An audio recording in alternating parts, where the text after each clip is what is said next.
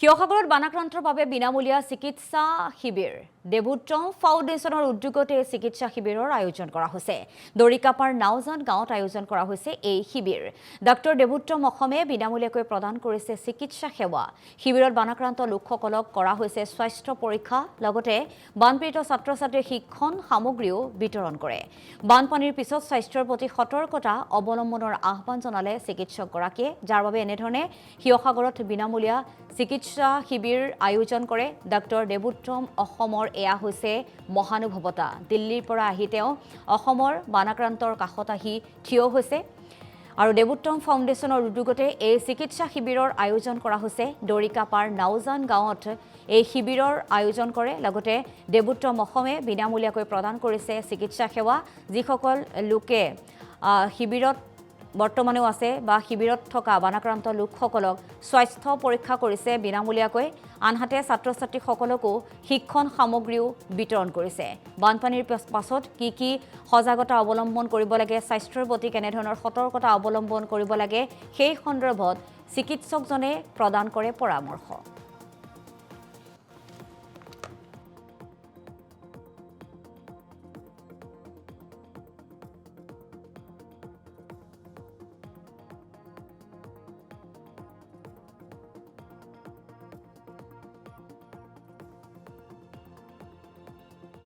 আমি আজি আহিছিলো দৰিকাপাৰ নাওজান হাউচিং কলনী ন, তো ইয়াতে আহিলো, খুব ভাল লাগিলে। ৰাতিপুৱাৰ পৰা আমি এতিয়ালৈকে প্ৰায় 100মান পেচেণ্ট চালোঁ চাগে, আৰু কিছুমান বস্তু বিলালোঁ। অলপমান আমি স্কুল বেগ আনিছিলোঁ, ছাত্ৰ ছাত্ৰীবিলাকৰ কাৰণে অলপমান লিখা মেলাৰ কিতাপ বহি আৰু ৰং পেঞ্চিলো আনিছিলোঁ, এইবিলাক বিলালোঁ। অলপমান চেণ্ডেল আনিলোঁ। আৰু বাকী মেডিকেল কেম্পত আমি আহিছোঁ, এটা টীম আমি দেৱোত্তম ফাউণ্ডেশ্যনৰ ফালৰ পৰা আহিছোঁ। আমি নলবাৰী, মিৰ্জা আৰু বাহিৰৰ চাৰিআলিৰ পৰা আমাৰ গোটেইখিনি সদস্য আহিছে। এয়া অসীম, এয়া ধনজিত আৰু এয়া মৃগাংক। আৰু আমাৰ লগত সহযোগ কৰিবলৈ আহিছে ডক্টৰ ৰজি বৰা বাইদেউ। এখেত আপুনি মৰাণৰ নহয় জানো? মৰাণৰ। এখেত ডেণ্টেল চাৰ্জন হয়। তো এখেতে যোৱা বহুত দিন ধৰি লাগি আছে। আমিও বহুকেইটা কেম্প কৰিলোঁ। আজি আমাৰ এইটো কেম্প হ'ব 5 নম্বৰ কেম্প। 5 নম্বৰ 6 হ'ল ন? আগত 2টা কেম্প কৰিছোঁ, আজি 6 নম্বৰ কেম্প। আমি 6টা কেম্পত আমি বহুতো মানুহ আমি লগ পালোঁ। ভাল লাগিছে, কিন্তু এটা কথা দুখ লাগে যে মানুহবিলাকৰ মানে বহুত কষ্ট পালে, এই বানটোৱে বহুত কষ্ট দিলে। তো সেয়েহে মই 2টামান কথা কৈ থৈ দিওঁ। যিহেতু বানপানীৰে আপোনালোকক কষ্ট দি থৈ গ'ল, আৰু এতিয়া মই দেখিছোঁ যে অ'ত ত'ত পানী, এতিয়া আপোনালোকৰ পিছফালে পূৰা গোটেই পথাৰখনত পূৰা পানী জমা হৈছে, লেতেৰা পানী।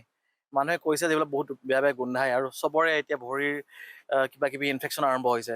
অনুগ্ৰহ কৰি এটা কাম কৰিব, আপোনালোকে কেইটামান নিয়ম পালন কৰক। প্ৰথম কথা হৈছে, ৰাতি শোৱাৰ আগে আগে ভৰিখন যেতিয়া ধুব, ভৰিখন ধুওঁতে ভালকৈ ধুই পাৰিলে শুকুৱাই ল'ব। আজি এজন পেচেণ্ট আহিছিলে, তেখেতৰ ভৰিখনৰ একদম অৱস্থা বেয়া। তেখেতৰ আমি ইনফেকশ্যনটোক আমি ৰোধ কৰিবৰ কাৰণে আমি ধুনীয়াকৈ তেখেতৰ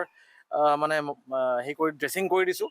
চ' প্ৰত্যেকে এনেকুৱা সৌভাগ্য নাপাব পাৰে ড্ৰেছিঙৰ কৰাৰ। চ' সেয়েহে অনুৰোধ কৰি, এনেকুৱা ঘাঁহ যেতিয়া নহয়, সেয়েহে ৰাতি শোৱাৰ আগে আগে অনুগ্ৰহ কৰি ভালকৈ ভৰিখন ধুই শুকুৱাই লৈ, পাৰিলে অলপমান গৰম মিঠাতেল সানি লৈ শুৱে যাতে, প্ৰথম কথা। 2 নম্বৰ হৈছে, যেতিয়াই আপুনি পানী খাই, অনুগ্ৰহ কৰি, সৰু বাচ্ছাবিলাকৰো এতিয়া লুজ মোচন আৰম্ভ হৈছে, পেটৰ বিষ আৰম্ভ হৈছে, বহুত পেচেণ্ট আহিছে মোৰ তাত।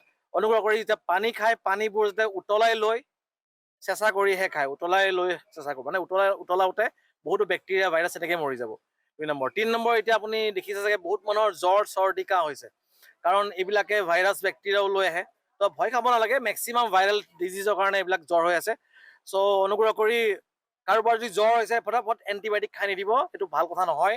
প্ৰথমতে জ্বৰ হোৱাৰ লগে লগে বাচ্চাক বা ডাঙৰ মানুহেও এনেকুৱা গৰম, কি বুলি কয়, য'ত গৰম হয়, আৰু মেইন গৰম হয় ক'ত?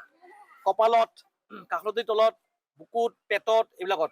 ত' এনেকুৱা গামোচা এখন লৈ পানীত তিয়াই আপুনি পটি কৰি দিয়ক। চ' সেইটো প্ৰথম কাম। যদি এইটো কমা নাই, তেতিয়াহ'লে আপুনি পেৰাচিটামলৰ টেবলেট বা চিৰাপ দিব পাৰে ডক্টৰৰ উপদেশ মতে।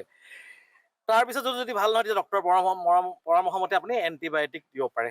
এইখিনি কথা যদি আপুনি ভালকৈ মানি চলে, তেতিয়াহ'লে মই ভাবোঁ যে যিখিনি আপোনালোকৰ নহয়, আমাৰ অসমৰ যিখিনি ক্ষয় ক্ষতি হ'ল, আমি অন্ততঃ স্বাস্থ্যৰ ক্ষেত্ৰত কিছু হ'লেও আমি